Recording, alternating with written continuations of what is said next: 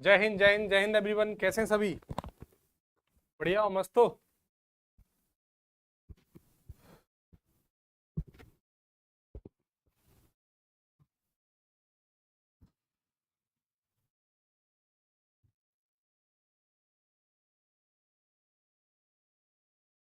चलो, कल मेरी क्लास नहीं हुई थी, कल बारिश हो रही थी बेटा, तो फिर क्लासेस वजह से नहीं हो पाई है ना।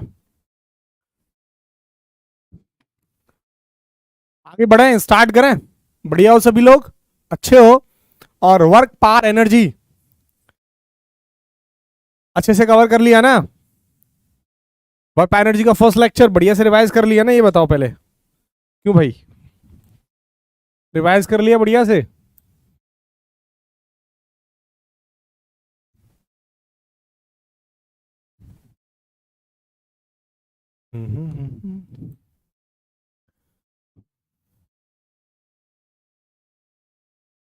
चलो यार, फिर स्टार्ट करते हैं ना। चलो, लास्ट सेशन में हम लोग वर्क पावर एनर्जी के अंदर क्या कवर कर रहे थे? हमने बताया था कि जो वर्क है वो बिना फोर्स के डिफाइन नहीं हो सकता, राइट? मैंने बहुत सारे एग्जांपल्स आपके सामने रखे थे और कहा था कि कुली द्वारा किया गया कार्य वर्क वो हमेशा जीरो नहीं होता बेटा। ये सारे के सारे स्टेटमेंट को मैंने सारी अच्छे तरीके से एक्सप्लेन किया था, ठीक है? चलो, नहीं आज आज एक्चुअली यूट्यूब पे मेरी क्लास नहीं है, I am not feel well. कल क्लास होगी मेरी सुबह 11 बजे, जो मैराथन क्लास है ना, जो आज शाम को 7:15 पर मेरी मैराथन क्लास होनी थी, वो आज नहीं है, वो कल सुबह 11 बजे होगी, है ना? नहीं यार प्रद्युमन सबसे घटिया यार, वो मत करो।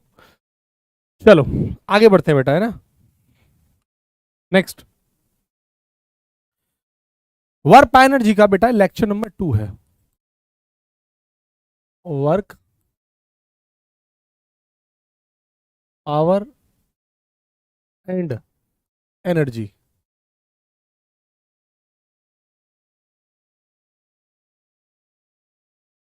का ये लेक्चर नंबर 2 है, ठीक है? यहां से कल के आगे की बात की जानकारी को बेटा मैं आपको फॉरवर्ड कर रहा हूं, और ध्यान से चीजों को समझते जाना, ठीक है? स्टार्ट कर रहे हैं, चलो, रेडी?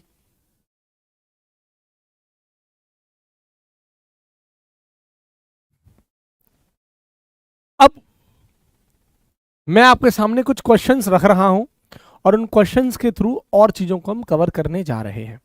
जो टॉपिक है बेटा आज का हमारा, वो सबसे पहले टॉपिक हम कवर करेंगे, दैट इज कंजर्वेटिव और नॉन कंजर्वेटिव फोर्स, यानी संरक्षी तथा असंरक्षी बल, ठीक है? कैसी बातें कर रहे हो बेटा? क्लासेस के टाइम को चेंज कराना चाहते हो आप लोग, हैं?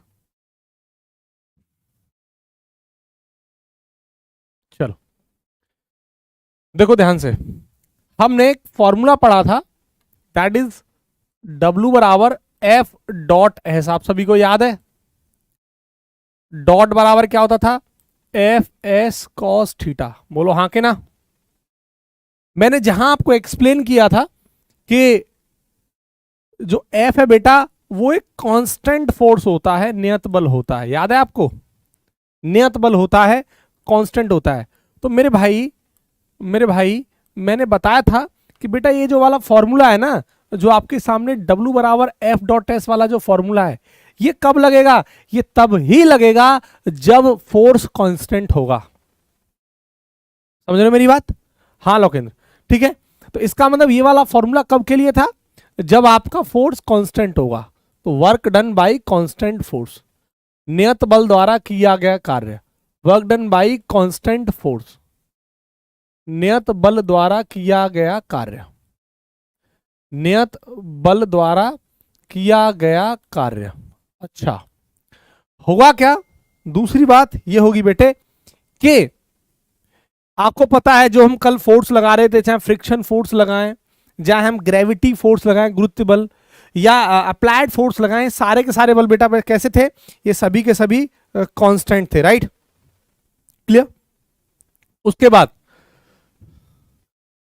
बाद अब हम जो पढ़ने जा रहे हैं वो पढ़ेंगे कि किसी वेरिएबल फोर्स द्वारा, मतलब जो फोर्स बदल रहा हो, वेरिएबल माने समझ रहे हो ना, बदलने वाला, जो फोर्स बदल रहा हो, उस बदलते हुए फोर्स द्वारा कार्य क्या होगा, उस बात को हम अपन एक्सप्लेन करने जा रहे हैं। तो अब जो हेडिंग है बेटा वो है कि work done by variable force, work done by variable force. अब देखो वेरिएबल माने समझ रहे हो ना, अब बदलता हुआ, जो कांस्टेंट ना हो, नॉन कांस्टेंट, मतलब वेरिएबल फोर्स की हिंदी होती है बेटे बदलता हुआ बल, या फिर ऐसे बोल सकते हो नॉन यूनिफॉर्म फोर्स। समझ रहे हो मेरी बात, असमान बल। यूनिफॉर्म क्या हो जाता है, कांस्टेंट, ठीक है। तो वेरिएबल माने समझ रहे हो ना, असमान बल, एक जैसा ना हो, ठीक है, असमान बल या फिर बदलता हुआ बल, उसके द्वारा कार्य पूछ रहे हैं हम। तो बेटा इसका सीधा सा हमारे पास एक फॉर्मूला रहता है, वो फॉर्मूला क्या है, दैट इज W बराबर F डॉट डी एक्स, और इसकी इंटीग्रेशन लोअर लिमिट x1 और ये x2। इसमें कोई प्रॉब्लम, ये सीधा फॉर्मूला है, अब इसको अप्लाई कैसे करना है वो मैं सिखाऊंगा। तो ये जो आपके सामने ऊपर लिखा है ये कब के लिए वर्क है, जब फोर्स कैसा हो, कांस्टेंट, और जब फोर्स बदल रहा हो, असमान हो, तब के लिए फॉर्मूला क्या है, integration lower limit x1 to x2 upper limit, और ये क्या है F डॉट डी एक्स। अब इसको मैं समझा रहा हूं कि कब कैसे अप्लाई करेंगे आप इसको, ठीक है। वेरिएबल का मतलब होता है नॉन यूनिफॉर्म, असमान, ठीक है। अब इस पर एक सवाल करते हैं और ध्यान से सवाल को समझना। मान के चलो आपके पास कोई गाड़ी है बेटा, ठीक है, ये रही गाड़ी, एक गाड़ी है ये, और इस गाड़ी पर मैं फोर्स लगा रहा हूं, देखो ये रही गाड़ी, ठीक है।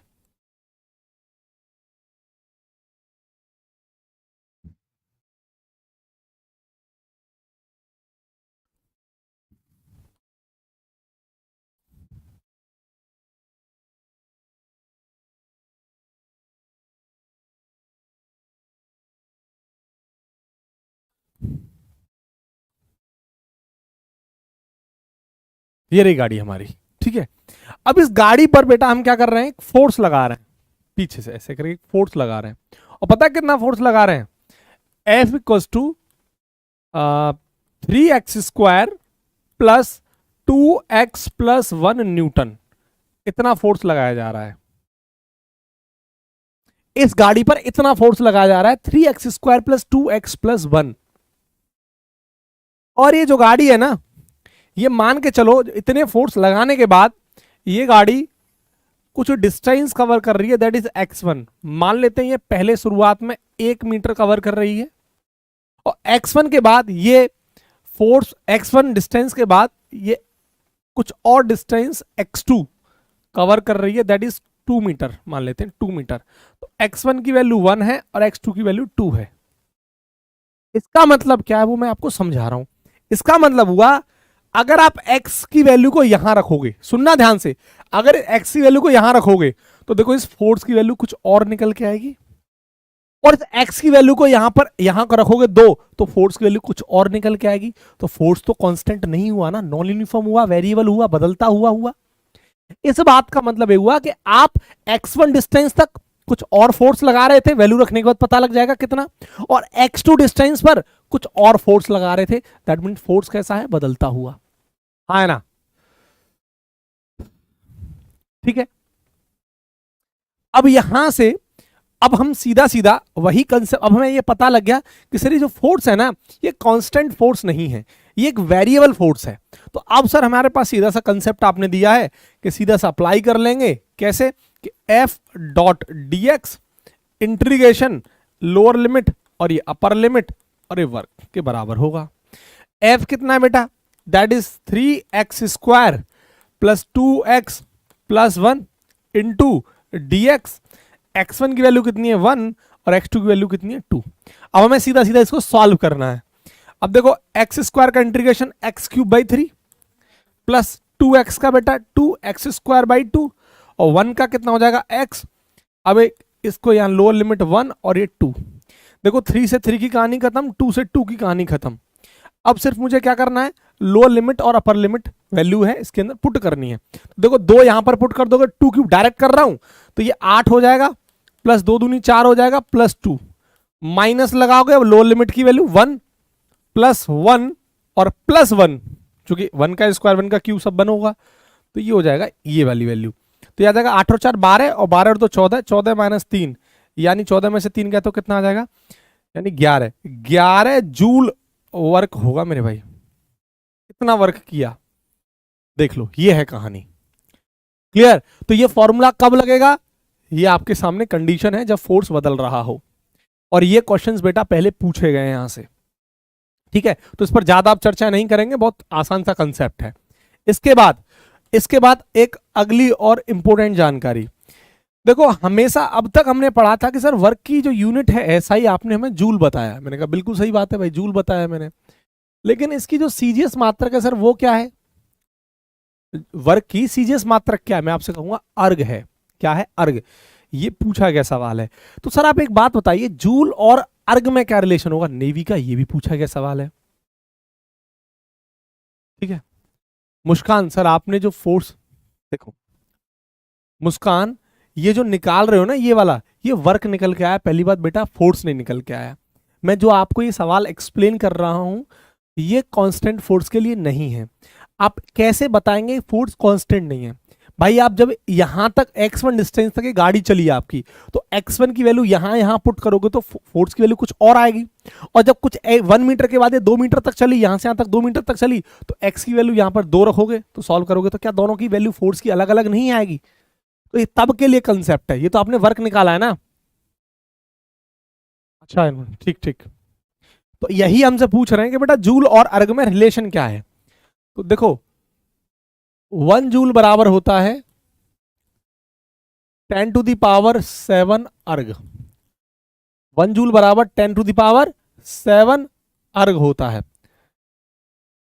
ये जहां पर मुझे पता है कि अर्ग बेटा क्या है, वर्क का सीजीएस यूनिट है, सीजीएस मात्रक है। ठीक है ध्यान रखना, लिख देता हूं।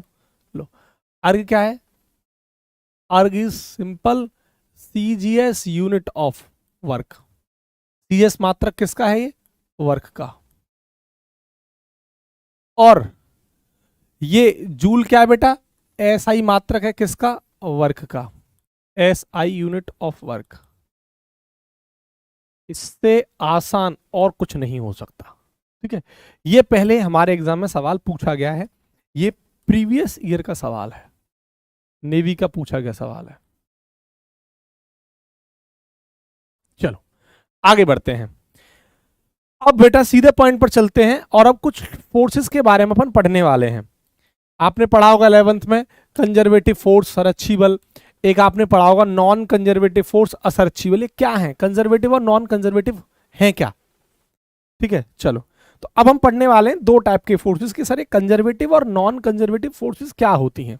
ध्यान से देखते जाना, एक एक चीज को बढ़िया तरीके से मैं आपको एक्सप्लेन करूंगा ध्यान से, और ऐसे कंसेप्ट आज आपको बताने वाला हूं इस कंजर्वेटिव नॉन कंजर्वेटिव में, शायद आप पहली बार पढ़ेंगे, शायद, क्योंकि आप एकेडमिक से जब आते हैं तो उतने अच्छे तरीके से आप नहीं पढ़ के आते, और कंपटीशन में इस टॉपिक से जो क्वेश्चन बनता है ना वो थोड़ा डिफरेंट बनता है और घुमाएगा।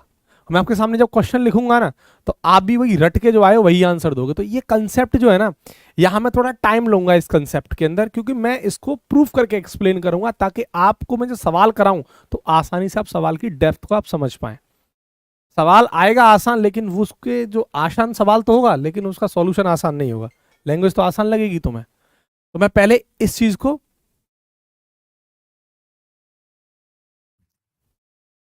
हाँ चलो देखिए, मतलब लगाइए फोर्स। फोर्स माने होता है बेटा बल, और ये फोर्स हम 2 टाइप के पढ़ रहे हैं।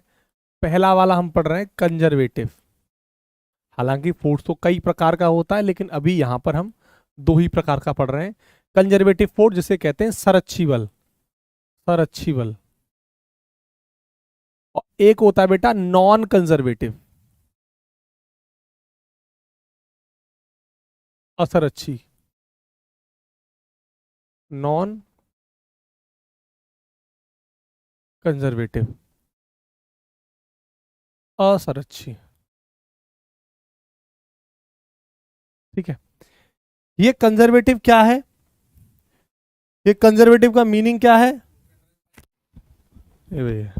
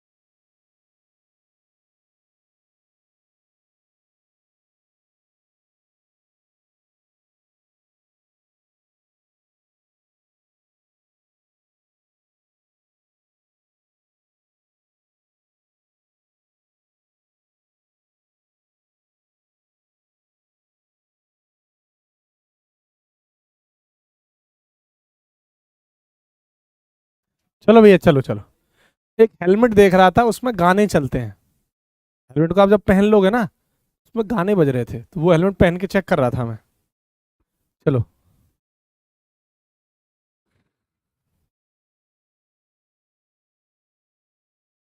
सारा हो गया ही। ठीक, वो कंप्लीट हो गई एक तो। हाँ, एक बुक तो कंप्लीट हो गई क्वेश्चंस की, एक दूसरी वाली ये भी हो गई। ठीक, ओके। चलो भाई, चलो भाई, तो देखो कंजर्वेटिव फोर्स की बात कर रहा था मैं। तो कंजर्वेटिव फोर्स है क्या, पहले इस कंसेप्ट को ध्यान से डिटेल में समझना बेटे। देखो, कंजर्वेटिव फोर्स, ये वो फोर्सेस होते हैं जो इनिशियल पॉइंट और फाइनल पॉइंट पर ही डिपेंड करते हैं। मतलब क्या है, अब समझ में आएगा, ध्यान से देखना।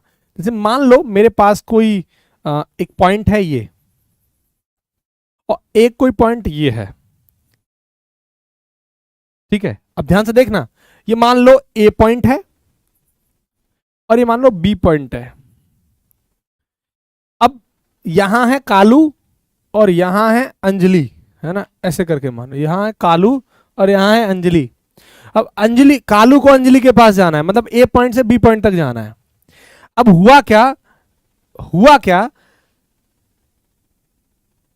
कालू के पास अंजलि के तक पहुंचने के लिए कितने रास्ते हो सकते हैं।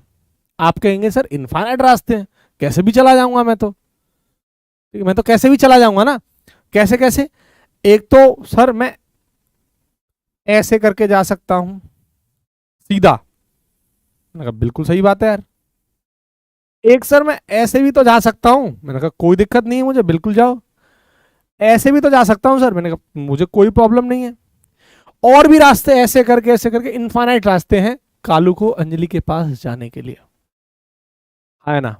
बहुत सारे रास्ते हैं, लेकिन इन कालू के लिए ये तो इनिशियल पॉइंट ही रहा। ये क्या रहा? इनिशियल पॉइंट, प्रारंभिक बिंदु, इनिशियल पॉइंट। और कालू के लिए ये क्या रहा? फाइनल पॉइंट, यानी अंतिम बिंदु, या फाइनल पोजीशन बोल दो या फाइनल पॉइंट बोल दो, फाइनल पॉइंट बोल दो या फाइनल पोजीशन बोल दो, बात एक ही है, अंतिम स्थिति बोल दो। एक बात बताइए, हुआ क्या? कंजर्वेटिव फोर्स क्या कहता है पता है? कंजर्वेटिव फोर्स ये कहता है कि कालू ने अंजलि के पास जाने के लिए यहां इस रास्ते से, ये जो रास्ता है पहला रास्ता, ये है दूसरा रास्ता, और ये है मान लो तीसरा रास्ता, तो कालू ने अंजलि तक जाने के लिए जो वर्क किया पहले रास्ते में, दूसरे रास्ते में और तीसरे रास्ते में, वर्क बराबर था, चाहे वो पहले रास्ते के द्वारा जाए और चाहे वो दूसरे रास्ते के द्वारा जाए और चाहे वो तीसरे रास्ते के द्वारा जाए। मतलब ये जो वर्क होगा सर वो बराबर होगा। ये कौन कहता है? ये भाई साहब कंजर्वेटिव फोर्स का काम है, इसने कहा ऐसा कि जो वर्क होगा सर वो पहले पाथ द्वारा या दूसरे के पाथ द्वारा या तीसरे के पाथ द्वारा ये वर्क बराबर होगा।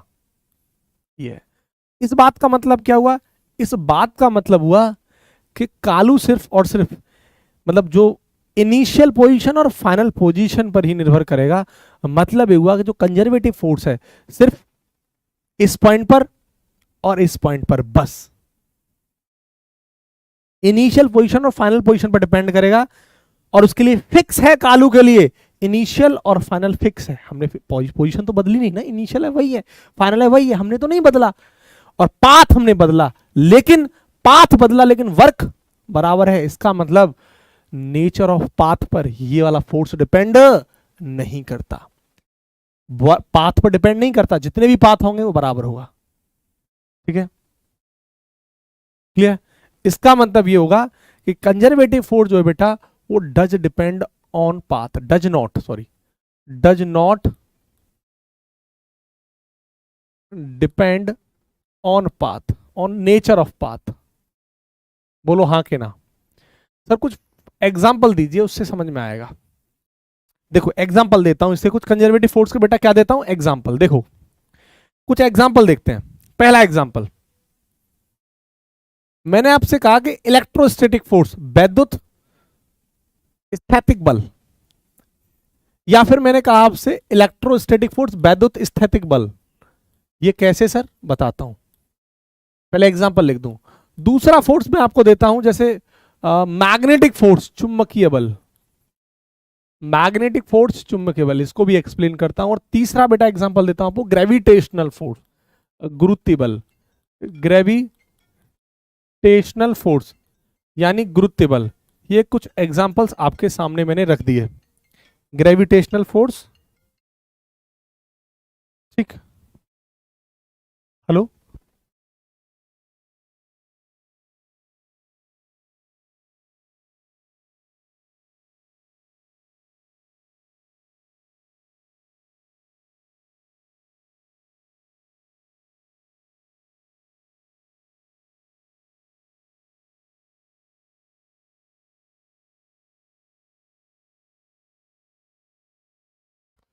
चलो देखो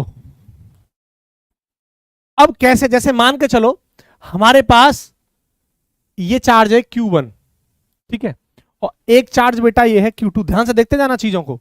एक चार्ज ये है Q1 और एक चार्ज है ये Q2, ये दो चार्जेस हैं। मुझे एक बात बताइए, इस चार्ज को चाहे मैं ऐसे जाऊं, चाहे मैं ऐसे जाऊं और चाहे मैं ऐसे जाऊं, इन दोनों चार्जेस की वजह से जो इलेक्ट्रोस्टैटिक फोर्स लगेगा वो तो कितना होगा भाई? वो तो होगा F बराबर K, Q1 Q2 और इनके बीच की डिस्टेंस। बोलो हाँ कि ना? बिल्कुल सही बात है सर, बिल्कुल सही बात है।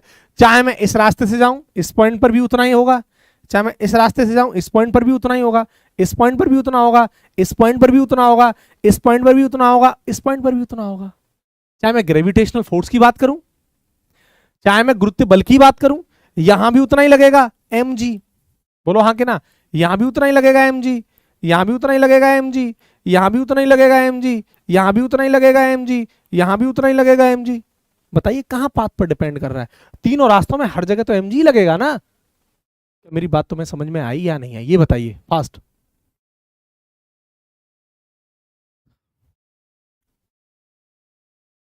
बताइए क्या मेरी बात समझ में आई? जो मैंने आपके सामने एग्जांपल लिखे, ये पहला, दूसरा और तीसरा, बोलो हाँ के ना। हाँ हाँ बंद, हाँ हरीश सही बात है। रुक जाओ ना थोड़ा सा, टाइम दो, एक्सप्लेन करूंगा, ठीक है? ओके, तो यही मैं बोल रहा था कि कंजर्वेटिव फोर्स जो होते हैं बेटा, वो पाथ पर डिपेंड नहीं करते। हर पाथ के लिए उनका जो वर्क है वो बराबर होगा, वो कैसे भी जाएं वर्क बराबर होगा। अब मैं अगर नॉन कंजर्वेटिव फोर्स की बात करूं बेटा, तो नॉन कंजर्वेटिव फोर्स वो फोर्स होते हैं, अभी तक इसका एग्जांपल भी दूंगा, अभी मैं इसका एग्जांपल भी दूंगा आपको। और ये आपको जिसको प्रॉब्लम है ना, जिसको समझ में नहीं आया, फील नहीं आया, तो फील थोड़ा सा टाइम दो। पहले मैं नॉन कंजर्वेटिव को एक्सप्लेन कर देता हूं, इसका फिर मैं एग्जांपल से भी आपको ये बात एक्सप्लेन करने वाला हूं। ध्यान से, कैसे वास्तव में मैं जो बोल रहा हूं क्या ये सही है प्रैक्टिकली भी, तो उसका प्रैक्टिकल भी मैं आपको भी कराने वाला हूं। लेकिन पहले नॉन कंजर्वेटिव। देखो नॉन कंजर्वेटिव फोर्स क्या है बेटा, ये वो फोर्स है, इसका जस्ट अपोजिट कंजर्वेटिव का, मतलब अपोजिट ऑफ कंजर्वेटिव। ये पाथ पर डिपेंड करता है, पहली बात तो depend on nature of path, depends on nature of path. कैसे? Nature of path. इस केस में क्या है, वर्क ये कभी भी बराबर नहीं होगा। मतलब जो वर्क आप देख रहे हैं ना, पहले पाथ द्वारा, दूसरे पाथ द्वारा, या फिर तीसरे पाथ द्वारा, ये थर्ड पाथ द्वारा, ये कभी भी इक्वल नहीं होगा।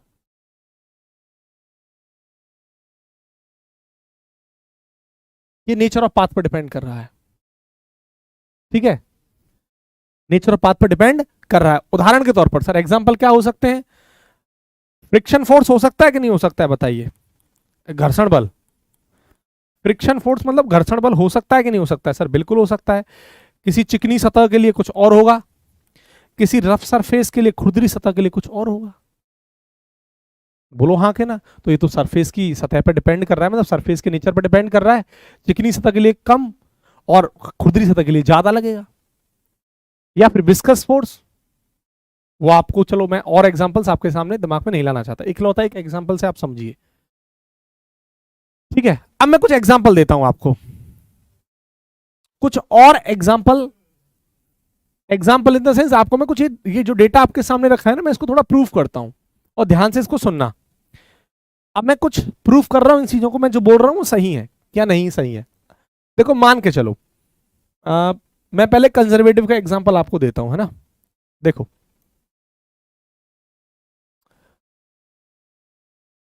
ध्यान से देखते जाना।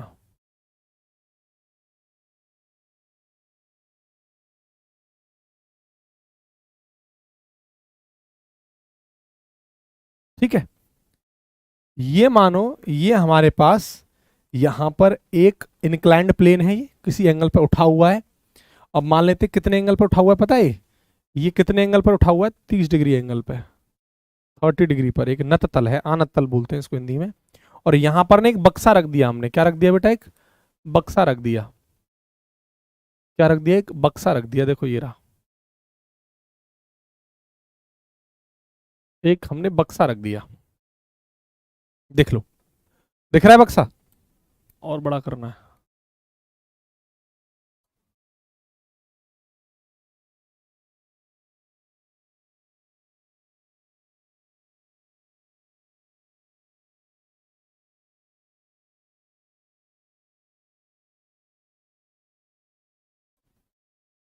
दिख जाएगा, है ना?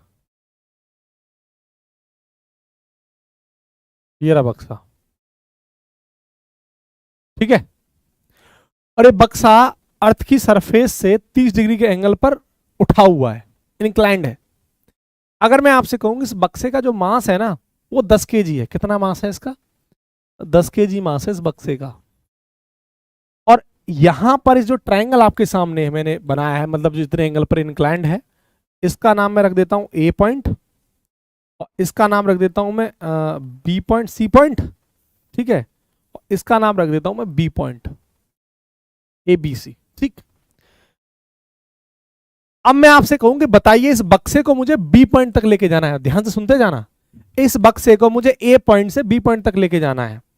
मेरे पास कितने रास्ते हैं ए से बी तक ले जाने के लिए? मेरे पास कितने रास्ते हैं बताइए? संतोष कंजर्वेटिव है, बताइए। यानी इसको मुझे ए पॉइंट से बी पॉइंट तक लेके जाना है, तो आप कहेंगे सर हाँ इसके दो रास्ते। मैंने कहा कौन कौन से बेटा? आप कहेंगे सर एक रास्ता तो सीधा सीधा यही है, फर्स्ट पाथ तो, और एक सर है ये पहले ए सी और फिर बी सी, यानी ये हमारा सेकंड पाथ है। ये क्या है बेटा हमारा? भाई सेकंड पाथ क्या है? ये ए सी प्लस बी सी, मतलब मुझे पता लगा ए बी तो जो है वो हमारा फर्स्ट पाथ है, पहला रास्ता, और ए सी प्लस बी सी, ए सी प्लस सी बी, ए सी प्लस सी बी, ये हमारा सेकंड पाथ है। अच्छा ठीक है।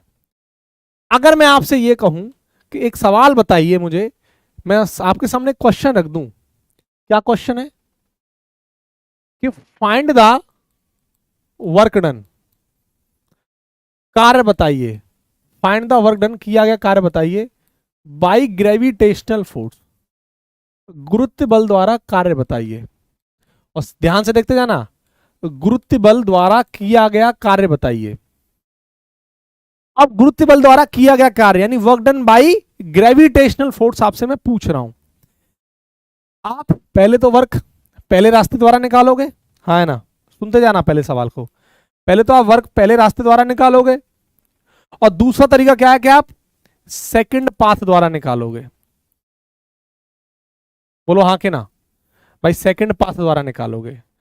अगर ए से बी तक किया गया कार्य और ये second path A C plus C B द्वारा किया गया बराबर आ गया, तो क्या आप कंसेप्ट को फील कर सकते हैं? क्योंकि अगर देखेंगे कि ग्रेविटेशनल फोर्स के कैसा फोर्स है बेटा, एक कंजर्वेटिव फोर्स है। ग्रेविटेशनल फोर्स एक कैसा फोर्स है? एक कंजर्वेटिव संरक्षी बल है। बोलो हाँ के ना? तो इसका मतलब अगर ए से बी तक मुझे जाना हो, इस बक्से को लेके ए सी से सी बी तक, तो अगर ये दोनों द्वारा बल बराबर आ गया, अब तो फिर आप मेरी बात मान जाओगे? मान जाओगे? ठीक है। अब एक काम करते हैं, मान लेते हैं कि ए से बी तक ये जो डिस्टेंस है ये मान लेते हैं लगभग 10 मीटर है। ए से बी तक ये जो डिस्टेंस है बेटा, ये ए से बी तक जो डिस्टेंस है वो 10 मीटर मान लेते हैं, 10 मीटर। ठीक है, तो यहां मैं लिख भी देता हूं कि ए बी जो है डिस्टेंस ए बी वो 10 मीटर है। अब आप मुझे कैलकुलेट करके बताइए। अब आप क्या बताएंगे, मैं ही बताता हूं, ध्यान से देखना। तो पहले हम एक काम करते हैं, पहले फर्स्ट पाथ द्वारा कैलकुलेट करते हैं। फर्स्ट पाथ हमारा कौन सा है? A B. That means first path का मतलब क्या हो गया हमारा? A B. ठीक है, इस पाथ द्वारा वर्क का फॉर्मूला वही F S cos theta. Clear? ठीक। थीटा क्या है? एफ और एस के बीच का एंगल। मुझे पता है बेटा कि यहां पर इस बक्से पर फोर्स जो ग्रेविटी फोर्स है वो तो हमेशा कहां लगेगा? नीचे लगेगा ना। बोलो हाँ के ना? तो सर इस पर जो ग्रेविटी फोर्स लगेगा वो कहां लगेगा? नीचे लगेगा ना, एम जी। तो बिल्कुल सही बात है। अब एक काम करिए, ये जो बक्सा इस सरफेस से कितने एंगल पर झुका हुआ है बताइए? 30 डिग्री एंगल पर उठा हुआ है। अच्छा, और ये वाला जो एंगल है ये कितना है बेटा? 90। ये कितना एंगल है? 90। और ये वाला एंगल कितना है? 30 डिग्री। अगर आप इसे पूरा एंगल देखेंगे, जो ग्रेविटेशनल फोर्स है कितना एंगल बना रही है इस बक्से से, आप कहेंगे सर 90 और 30 यानी 120 डिग्री का एंगल बना रही है। मतलब थीटा हमारा कितना आ जाएगा? 90 प्लस 30। कोई दिक्कत नहीं। तो एफ हमें कितना मिल गया? एफ में मिल गया बेटा एम जी। एफ कितना मिल गया हमें? M g. और एस कितना मिल गया हमें? या फिर एम जी के काम करो, वैल्यू निकाल लो। एम कितना है? 10। जी की वैल्यू भी कितनी है? 10। इसको 100 न्यूटन बोल दो, तो सीधा सीधा एम जी की वैल्यू 10, 100 निकाल लो। 100। और एस की वैल्यू भी कितना है? 10। और कॉस थीटा का मतलब कितना आ जाएगा? Cos 90 plus 30 degree. और cos 90 plus theta second quadrant पे पहुंच जाएगा, तो माइनस का 30, वहां पर कॉस नेगेटिव होता है, तो क्या हो जाएगा? सेकंड क्वाड्रेंट पे पहुंच जाएगा। और सेकंड क्वाड्रेंट पहुंच जाएगा तो कितना बन जाएगा? माइनस का साइन 30। तो 1000 और माइनस का साइन 30 का मतलब बेटा कितना हो जाएगा? माइनस का 1/2। और ये कितना आ जाएगा माइनस का 500 जूल। मतलब अगर मैंने ए से बी तक काम किया है वो माइनस का 500 जूल निकल के आया है। बोलो हाँ कि ना। इस स्टेटमेंट में फर्स्ट पाथ में कोई किसी को प्रॉब्लम कोई दिक्कत है तो बताइए, फिर बाद में मत कहना कि सर रिपीट, स्टेप को समझते जाइए। ठीक है, चलो सेकंड पाथ द्वारा हमें मुझे कैलकुलेट करना है। सेकंड पाथ कौन सा है, ए से सी तक और सी से बी तक। तो ए से सी तक और सी से बी तक किया गया वर्क निकालना है। ए से सी का मतलब, ए से सी का मतलब क्या है, अब हमने क्या करा, इस बक्से को नीचे लेके ए से सी तक लेके जा रहे हैं, ऐसे लेके जा रहे हैं, मतलब आप दिमाग लगाना, ये बक्सा है ना, ऐसे लेके जा रहे हैं। तो अब बक्सा हमारा ऐसे यहां आ गया रखा हुआ है, अब एंगल 30 डिग्री के एंगल पर इंक्लाइंड नहीं है। अब ये हमारी कंडीशन है।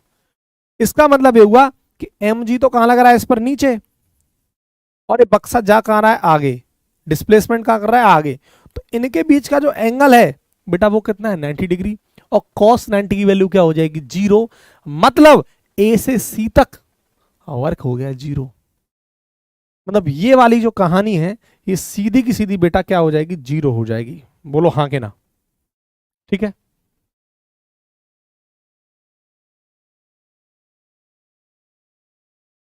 हर sir work minus plus and 0 भी हो सकता है, प्रूव दैट। शायद हर्ष कल की क्लास नहीं करी है तुमने, परसों की वर्क एनर्जी की, एक बार उस क्लास को करो, वहां मैंने एक्सप्लेन किया, प्रूफ किया और समझाया है। तो पहली क्लास थी कि वर्क में बी पॉजिटिव नेगेटिव एंड 0, तीनों चीजों को एक्सप्लेन किया है। शायद आपने लेक्चर नहीं देखा है, जाके देखो और तब बात करना है ना। एसी तो 0 हो गया। नेक्स्ट, इसके बाद अब बात आती है सीबी की, यानी इसका मतलब ये हुआ कि अब सर हमारा जो बक्सा है ना वो कहां आ गया, यहां आ गया।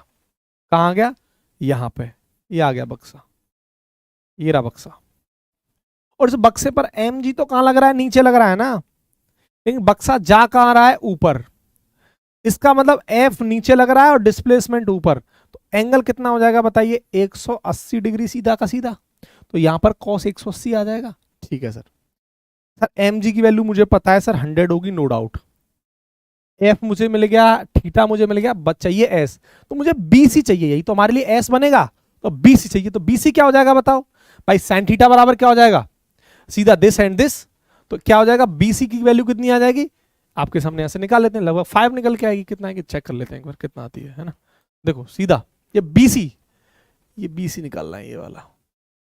तो यहां से अप्लाई कर दो, साइन 30 बराबर बीसी अपॉन हाइपोटेन्यूस जिसकी वैल्यू 10 है। तो डायरेक्ट क्या हो जाएगा, बीसी बराबर साइन 30 की वैल्यू बेटा 1/2, तो 10 इंटू 1/2 कितना जाएगा, 5 मीटर निकल के आ गया। ये वैल्यू तो 5 निकल के आ गई ना हमारी बीसी की वैल्यू। अब आपके पास सीधा सीधा निकल के आ गया, वो तो हो गया हमारा 0। ठीक है, वो तो हो गया हमारा 0 प्लस एम जी कितना हो गया 100 इंटू एस कितना आ गया 5, और कॉस थीटा कितना था 180, और कॉस 180 की वैल्यू थी -1, तो माइनस का 500 जूल।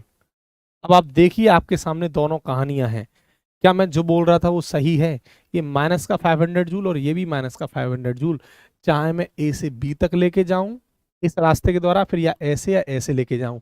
मतलब ये हुआ कि कालू अंजलि के पास या तो ऐसे जाए या ऐसे जाए, वर्क बराबर ही करेगा।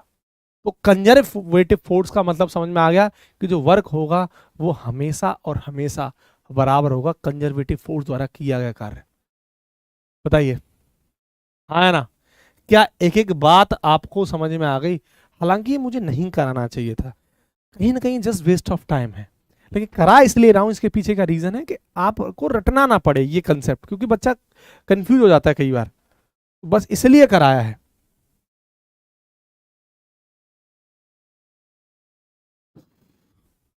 युवराज सर एक और बार समझा दीजिए। युवराज एक और बार आप दोबारा से बैक जाना और लेक्चर को दोबारा से देखना एक और बार, ठीक है। ठीक है, आगे बढ़े। चलो, ये हमें कंजर्वेटिव फोर्स की सारी कहानी समझ में आ गई। अब हम नॉन कंजर्वेटिव फोर्स की भी कहानी को एक बार इसी तरीके से समझ लेते हैं। ठीक है, हाँ भैया सर्कुलर पाथ वाले थोड़ा चैन ले लोगे, अभी बताऊंगा, रुक जाओ। रुक जाओ, सर्कुलर पाथ वाले रुक जाओ। ठीक है, आगे बढ़ते हैं। नेक्स्ट, पहले नॉन कंजर्वेटिव कंजर्वेटिव को तो एक्सप्लेन कर दूं, सर्कुलर पर आएंगे। समी कुमार, फर्क ही नहीं पड़ रहा उसको डिस्टेंस से। यार बड़े अजीब आदमी हो तुम लोग। कल से चिल्ला रहा हूं कि वर्क को डिस्टेंस से मतलब ही नहीं है, वर्क को मतलब है फोर्स से। कल कितनी बार समझा रहा हूं मैं, कितनी बार, कल से कितनी बार ये बात बता रहा हूं मैं कि वर्क बिना फोर्स के डिफाइन नहीं किया जा सकता।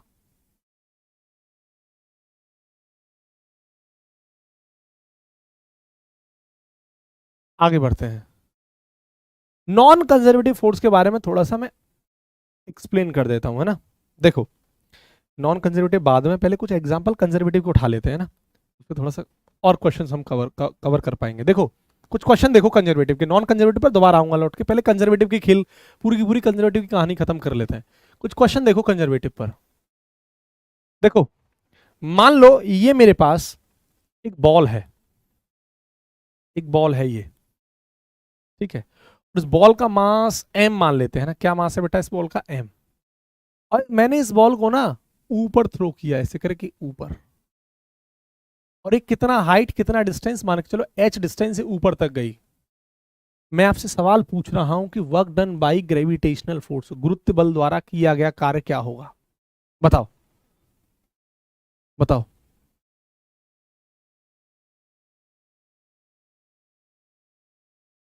बताइए, यानी अगर मैं बॉल को ऊपर थ्रो कर रहा हूं तो work done by conservative force, यानी work done by gravitational force,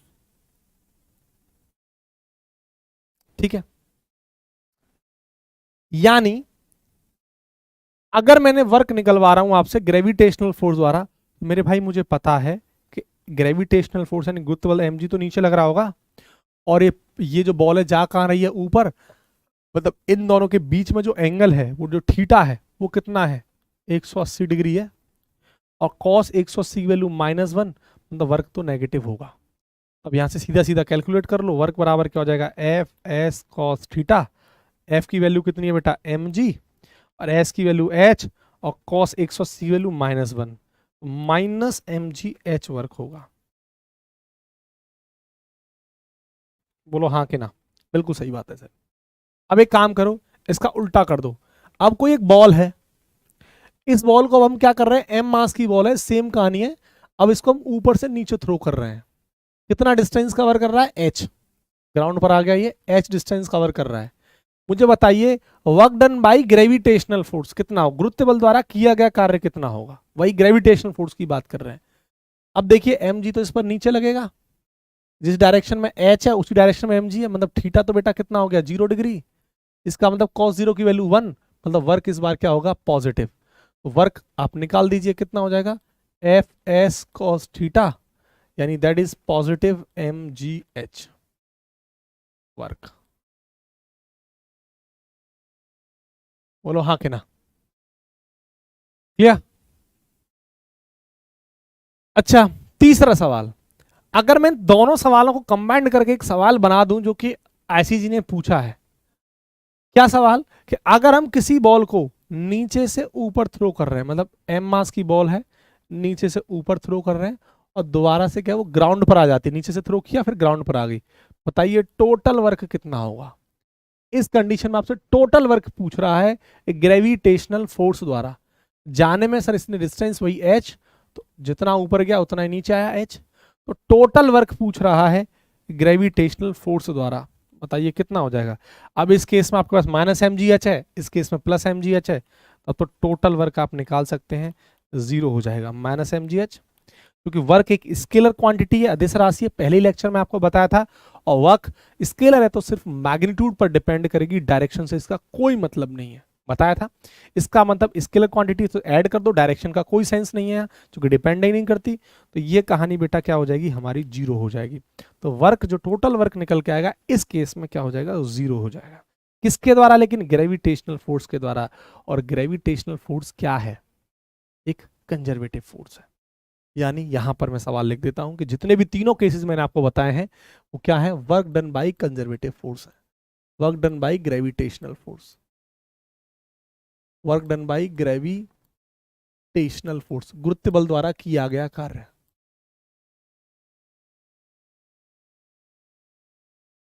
अब आपसे मैं एक सवाल पूछता हूं, अब आपसे एक सवाल मैं खुद पूछता हूं। ये सवाल सीजीएल का पूछा गया है, लेकिन अभी तक एयरफोर्स नेवी में नहीं पूछा गया कभी भी। बहुत आसान सवाल है, इसी कंसेप्ट से रिलेटेड है, तो बस मैं इसे करा देता हूं। और मुझे पूरी उम्मीद है कि 99% मेरे पास गलत आंसर आएंगे, पहले से उम्मीद है मुझे। क्वेश्चन क्या है देखो, सवाल यह है कि बताइए, इफ यदि डिस्प्लेसमेंट अगर जीरो होगा तो बताइए वर्क क्या होगा। बताओ, बताइए। अगर डिस्प्लेसमेंट जीरो होगा, अगर विस्थापन जीरो होगा तो वर्क क्या होगा। ऑप्शन मैं आपके सामने रख रहा हूं सर।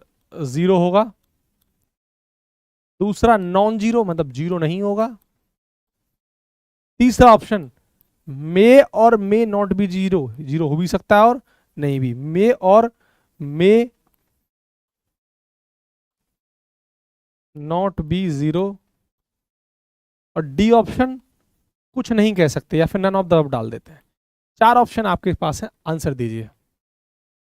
सवाल क्या है, सवाल है बेटा कि वर्क बताइए जब डिस्प्लेसमेंट जीरो होगा तो क्या होगा।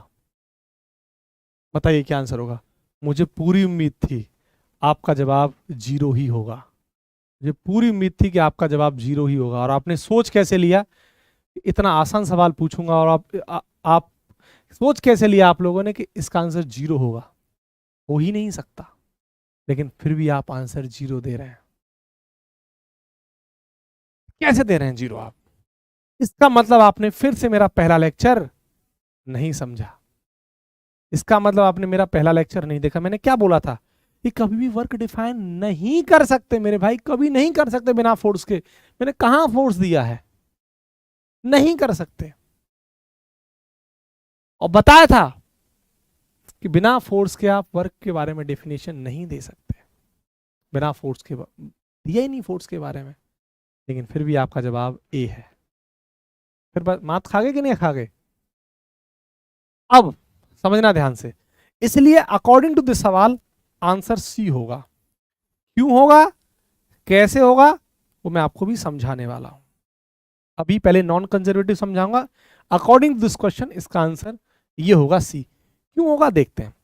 अगर ध्यान से देखिए बेटा, अगर आपने कंजर्वेटिव फोर्स पढ़ी, चूंकि ग्रेविटेशनल फोर्स एक कंजर्वेटिव फोर्स का एग्जांपल है, संरक्षी बल का एग्जांपल है, तो प्यारे बच्चों आप एक बात बताइए, वर्क कंजर्वेटिव फोर्स द्वारा जीरो हो सकता है कि नहीं हो सकता है आपके सामने। क्योंकि इस केस में देखेंगे तो बेटा, अगर इस केस में देखोगे तो डिस्प्लेसमेंट तो हमारा जीरो ना भाई, जितना आ गया उतना ही आ गया।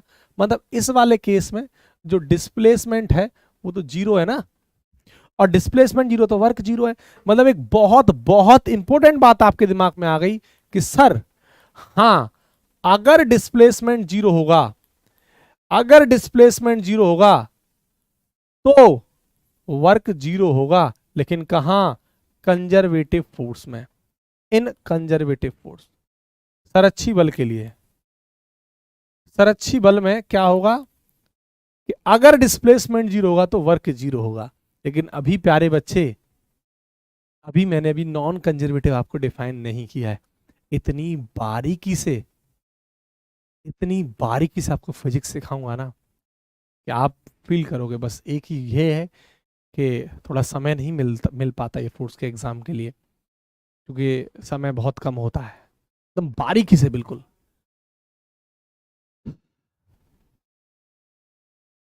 आगे बढ़ते हैं, यहां तक कहानी क्लियर है।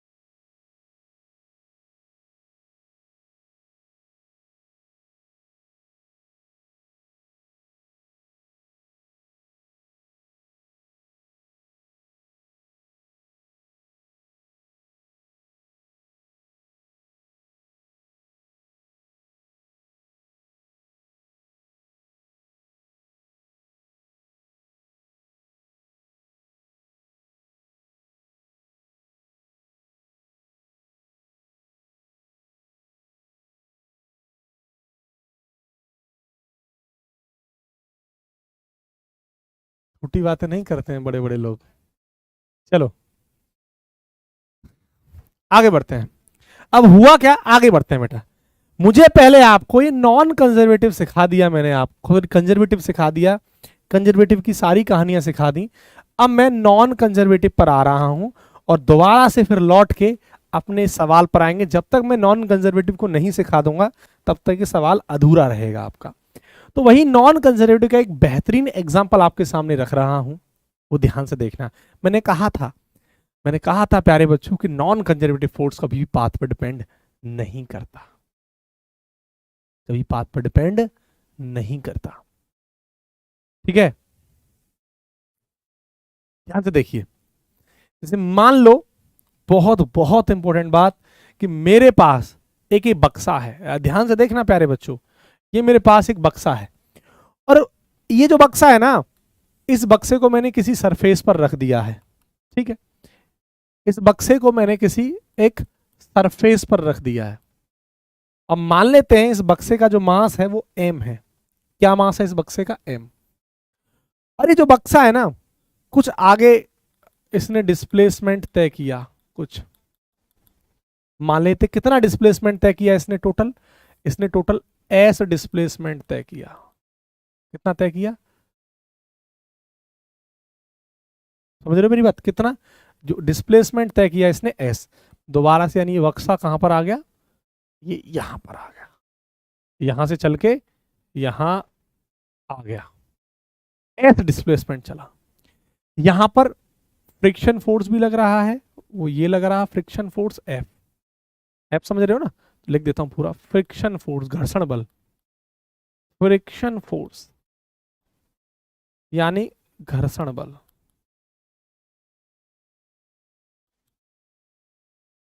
एक फ्रिक्शन फोर्स लग रहा है, घर्षण बल। अच्छा, अब मैंने क्या किया, एक काम करते हैं भाई साहब कि ये जहां आया था दोबारा से अपने वहीं इसको पहुंचा देते हैं। देखते हैं ना ध्यान से, दोबारा से इसको वहीं पहुंचा देते हैं। मतलब दोबारा से ये अपने जगह पर पहुंच गया। कितनी डिस्प्लेसमेंट तय किया? एस। यानी प्यारे बच्चों, ये जो हमारा पाथ है, ये फर्स्ट पाथ है, पहला रास्ता, और दोबारा से लौट के आ गया ये हमारा उसी रास्ते पर। क्या आ गया? उसी रास्ते पर दोबारा आ गया। यानी ऐसे मान लीजिए ये पहले एस चला और एस ही ये वापस आ गया। मुझे एक बात बताइए, पहले वाले केस में फ्रिक्शन फोर्स द्वारा वर्क क्या होगा? आप सभी जानते हैं कि जो फ्रिक्शन फोर्स है एक नॉन कंजर्वेटिव फोर्स है, असंरक्षी बल है। तो जो वर्क होगा पहले वाले केस में, इस वाले केस में, फर्स्ट केस में वर्क क्या होगा फ्रिक्शन फोर्स द्वारा? बताइए। फॉर्मूला वही, W बराबर एफ एस कॉस थीटा। आप सब जानते हैं बक्सा आगे आ रहा है, बक्सा आगे आ रहा है मतलब डिस्प्लेसमेंट आगे हो रहा है, और फ्रिक्शन कहां लग रहा है? पीछे। तो थीटा तो बेटा सीधा सीधा कितना हो जाएगा? 180 डिग्री। और एफ मान लेते हैं, वही फ्रिक्शन फोर्स की वैल्यू एफ मान लेते हैं, म्यू इनटू एन नहीं रख रहे, फ्रिक्शन फोर्स की वैल्यू एफ मान लेते हैं, और एस की वैल्यू एस है। यानी कहने का मतलब सीधा सीधा माइनस का एफ एस। वर्क कितना आया? माइनस का एफ एस। ध्यान से देखते जाना, बोलो हाँ के ना। यहां तक बात समझ पा रहे हैं, है ना? अच्छा, सेकंड केस में बताना आप। इस सेकंड केस में आपको पता है कि फ्रिक्शन इस केस में कहां लग रहा होगा? पीछे लग रहा होगा घर्षण बल, फ्रिक्शनल फोर्स। घर्षण बल कहां लग रहा होगा? पीछे लग रहा होगा। और आपको पता है कि जो डिस्प्लेसमेंट है वो कहां हो रहा होगा? आगे हो रहा होगा। तो इस केस में भी थीटा क्या हो जाएगा? 180 हो जाएगा। तो वर्क बताइए कितना होगा यहां पर? सेम कहानी, माइनस एफ एस हुआ होगा। अब इस जर्नी में आप एक बात बताइए, जितना गया उतना आ गया। अगर यहां पर टोटल डिस्प्लेसमेंट देखा जाएगा, टोटल डिस्प्लेसमेंट देखा जाएगा बेटा, वो 0 होगा। अगर टोटल डिस्प्लेसमेंट 0 है तो अब आप बताइए टोटल वर्क क्या होगा? आप क्या करोगे? दोनों को जोड़ दोगे, minus F S plus F S, तो माइनस का एफ एस प्लस का फिर माइनस का एफ एस, तो माइनस का 2 एफ एस। यानी बहुत बहुत इंपॉर्टेंट बात कि सर टोटल डिस्प्लेसमेंट तो जीरो है लेकिन वर्क तो जीरो नहीं है। हाँ, कुछ अभी मतलब घूमती हुई खोपड़ी की बुद्धि खराब होगी, कहेगा सर एस जीरो कर दो ना, वर्क जीरो हो जाएगा। मैंने कहा ना ना कालू, ऐसी बातें मत किया करो, दुख होता है मुझे, मत किया करो कालू ऐसी बातें, दुख होता है। क्यों? कैसे सर, आपको दुख कैसे हो रहा है? कालू मुझे दुख इसलिए हो रहा है कि मान ले, सोच, ये तो एक अननोन वैल्यू हमने मान ली है, यानी अगर ये आपका बक्सा यहां से यहां तक मान ले 10 मीटर चला, ये 10 मीटर और वापस भी कितना आया 10 मीटर, तो टोटल वैल्यू -2fs आई ना, तो एस की वैल्यू तो 10 ही रखेगा ना, तो एस की वैल्यू जीरो नहीं रखी जाएगी ना, एस फॉर्मूले के अकॉर्डिंग -2fs आया तो एस की वैल्यू 10 ही रखेगा ना। हाँ है ना, समझ पाए मेरी बात? यानी डिस्प्लेसमेंट जीरो है लेकिन वर्क जीरो नहीं है। बहुत बहुत बहुत इंपॉर्टेंट बात मेरे भाई, मेरे दोस्त, बहुत इंपॉर्टेंट बात कि डिस्प्लेसमेंट तो जीरो है लेकिन वर्क जीरो नहीं होगा। उम्मीद कर रहा हूं आप मेरी बात को समझ पाए होंगे। यानी यही कहता है कंजर्वेटिव फोर्स, यही तो बोल रहा था कि इसके द्वारा वर्क, यानी यहां पर जो देखोगे कि डिस्प्लेसमेंट जीरो है लेकिन वर्क जीरो नहीं है, तो यही नोट डाल के जो सेकंड स्टेटमेंट में लिखवा रहा हूं कि यदि डिस्प्लेसमेंट तो जीरो होगा लेकिन वर्क जीरो नहीं होगा। किस केस में बताइए? In non conservative force, in non conservative force, असरच्छी बल के लिए। इसलिए इसलिए क्या इस सवाल में ऐसा कहा गया है कि डिस्प्लेसमेंट जीरो है कि work done by conservative force क्या होगा, तब आपका आंसर कितना होता है? जीरो। क्या इस सवाल में ऐसा कहा गया था कि work done by non conservative force अगर डिस्प्लेसमेंट जीरो, तब आपका आंसर क्या होता है? ये। लेकिन सवाल ने तो बोला है कि डिस्प्लेसमेंट जीरो है मेरे भाई, वर्क बताइए। ना तो उसने कंजर्वेटिव का जिक्र किया और ना ही नॉन कंजर्वेटिव का जिक्र किया, इसलिए हमारा आंसर क्या हुआ? क्या आप इस कंसेप्ट को आपके जहन में, दिल और दिमाग में गया है? बताइए। क्लियर हो गया? तो आज के बाद रट के जो बैठे थे वो सारी की सारी कहानियां खत्म हो गई होंगी। एक नए प्रकाश की तरफ, एक नए प्रकाश की तरफ आप बड़े हो। मजा आ गया कि नहीं आ गया? क्यों भाई? बताइए फास्ट, गॉट इट और नॉट? एवरीथिंग इज क्लियर और नॉट? बताइए बेटा, जल्दी से फास्ट। क्या विचार हैं आपके?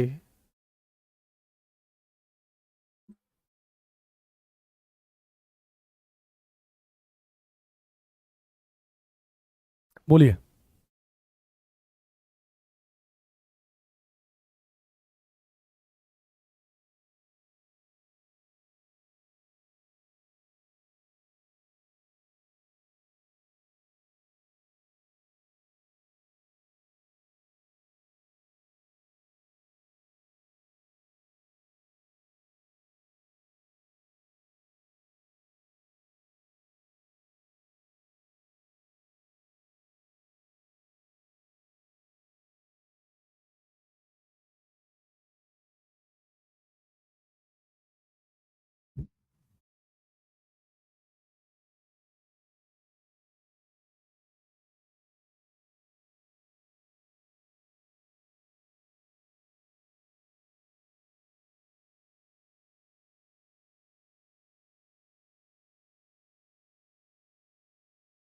क्लियर?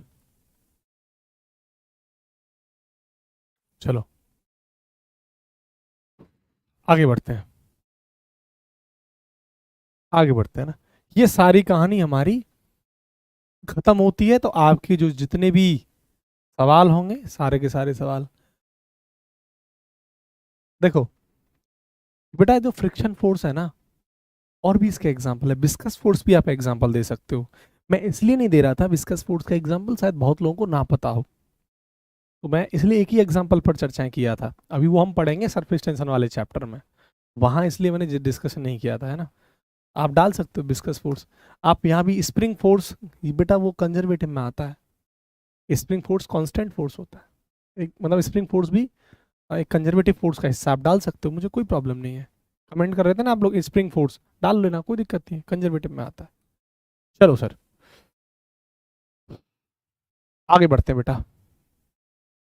नेक्स्ट, ये कहानी हमारी यहाँ पर होती है ख़त्म, और इसके बाद की शुरुआत हमारी स्टार्ट हो रही है, और जिसका नाम है वर्क एनर्जी थ्योरम।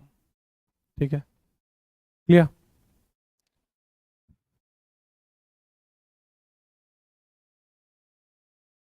रिवीजन करवा दो सर, मतलब किस चीज़ का रिवीजन?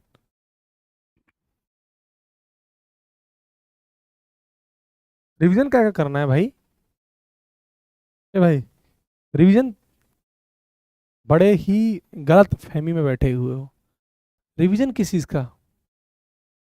आप गलत, गलत कैसे बताऊं? रिवीजन खुद करना होगा ना आपको।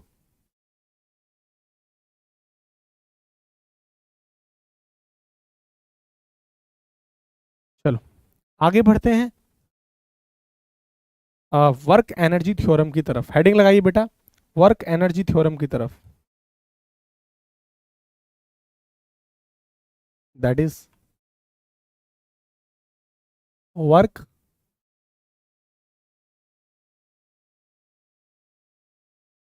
Energy theorem.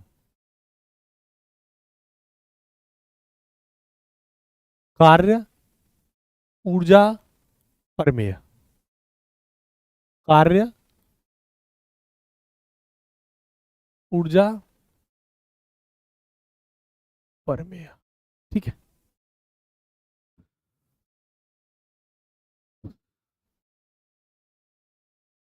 बेटा, मैंने बोला था ना कि डीपीपीज आपको मैं 3 तारीख के बाद दूंगा, है ना? डीपीपीज मैं बेटा आपको 3 तारीख के बाद दूंगा, है ना? डीपीपीज आपको 3 तारीख के बाद दी जाएंगी। ध्यान से मेरी एक बात सुनिए, देखो रिवीजन आप टीचर पर डिपेंड मत होइए बेटा। कभी भी आप एयरफोर्स का पेपर नहीं निकाल सकते हैं, कभी भी। एयरफोर्स का पेपर निकालने के लिए आप ऐसे बच्चों की तरह कर रहे हैं कि मैं छोटी क्लास में हूँ और सर मुझे क ख ग ए बी सी डी दोबारा कराइए। ऐसी बातें कर रहे हैं आप आप एफर्ट नहीं डालोगे ना खुद से, नंबर ऑफ टाइम्स लिख लिख के रिवाइज नहीं करोगे, बात नहीं बनेगी। नंबर ऑफ क्वेश्चंस आप नहीं लगाओगे, काम नहीं। मैं आपको बहुत बार बोल चुका हूं कि आप लूसेंट, अगर आप हिंदी मीडियम के बच्चे हैं, लूसेंट की बुक आप ले सकते हैं। अगर आप हिंदी मीडियम के बच्चे हैं तो लूसेंट की बुक ले सकते हैं, अगर आपको चाहिए। बार बार कमेंट कर रहे हैं, नहीं तो कोई जरूरत नहीं, मेरी DPP is more than sufficient. Lucent तो कुछ नहीं है उनके सामने। बट अगर आप, क्योंकि 3 तारीख तक मैं आपको डीपीपी 3 तारीख के बाद दूंगा, तो आप खुद लगा सकते हैं। तो आप एक काम करिए, हिंदी वाले बच्चों के पास तो लूसेंट की बुक होनी ही चाहिए जब आप एयरफोर्स नेवी की प्रिपरेशन कर रहे हैं तो। ठीक है युवराज, ये एक्चुअली आप कॉलिंग टीम को इन्फॉर्म करके बोल सकते हैं ना, इन्फॉर्मेशन उन्हें दे सकते हैं। और तो आपको जब रिवीजन करना है ना तो खुद से लिख लिख के रिवीजन करिए। चलो, तो अब मैं जो आपको सीट्स दे रहा हूं वो 3 तारीख के बाद सीट्स आपको दूंगा। ठीक है, हाँ प्रद्युमन बोला तो था मैं, यूज कर सकते हो, कोई दिक्कत नहीं है। चलो चलो, ग्रुप नहीं अभी नहीं, जब मैं क्वेश्चंस तूफान आया तब, जब क्वेश्चंस दूंगा ना, जब डीपीपी उसके बाद, नहीं तो फिर कोई मतलब का नहीं रह जाएगा ना वो। चलो, तो बेटा हमारा वर्क एनर्जी थ्योरम है, और 3 तारीख तक मेरी थोड़ी बड़ी क्लास नहीं रहेंगी, क्योंकि आप सब जानते हैं मेरी मैराथन सेशन चल रहे हैं इंडिया के लिए, और फिर 3 तारीख बाद हमारे बड़े बड़े सेशंस होंगे। ठीक है, हाँ। अब क्लास जो है वो नेक्स्ट क्लास बेटा हम यहाँ से आगे डिस्कस करेंगे।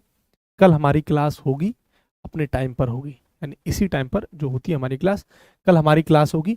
और जो मैराथन की बात कर रहे हैं, आज मेरी 7:15 बजे से मैराथन नहीं है, आज नहीं है, कल मेरी मैराथन 11 सुबह 11 बजे से है। सुबह भी है और कल भी है, तो कल के मतलब परसों भी है, तो कल 11 बजे से हमारी मैराथन है। ठीक है, चलो कल के लिए है यूट्यूब पे बेटा, 3 के बाद मंतोष। चलो ठीक है, आपका जो पेपर है बाइलिंगुअल में आता है, एयरफोर्स का पेपर बेटा बाइलिंगुअल आता है, हिंदी इंग्लिश दोनों भाषाओं में पेपर आता है। ठीक है।